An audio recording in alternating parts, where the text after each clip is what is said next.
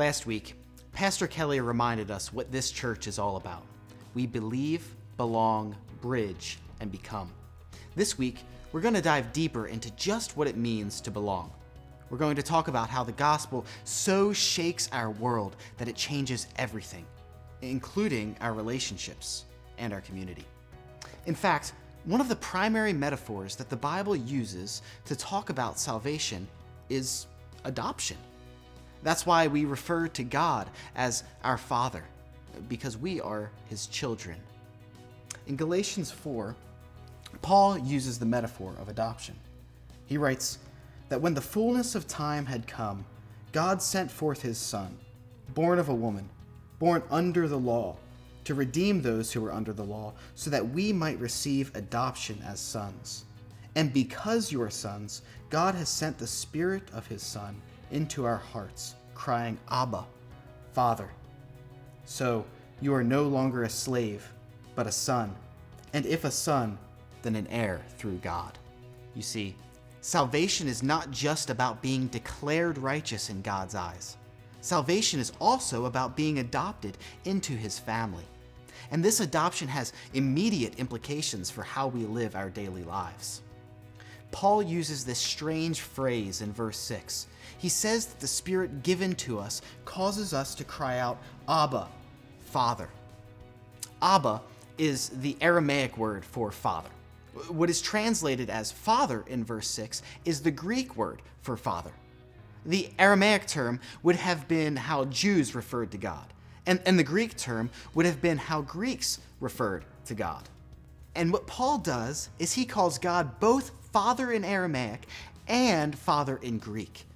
What Paul is doing by calling God Father in Aramaic and Father in Greek is probably not something like calling God Daddy God or using a term of dramatic familial intimacy, but rather joining the Jews and the Greeks together as adopted brothers and sisters and reminding them that they worship one Father together. This is an immediate horizontal application of the gospel. In Jesus Christ, we get a new family. Just like the Jews and the Greeks, who at one time had a wall of hostility dividing them, were reconciled because they were adopted into the same family, so too we get a new family in Jesus Christ. And the things that used to divide us in our old lives no longer do. In Christ, we belong to each other.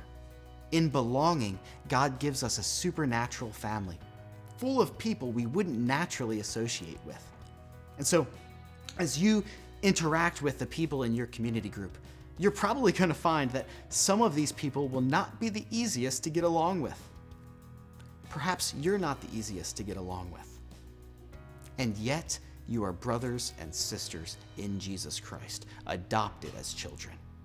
It may sometimes seem like you don't have much in common, or that you don't have similar interests, and yet you have the most important thing in common. You share a Father.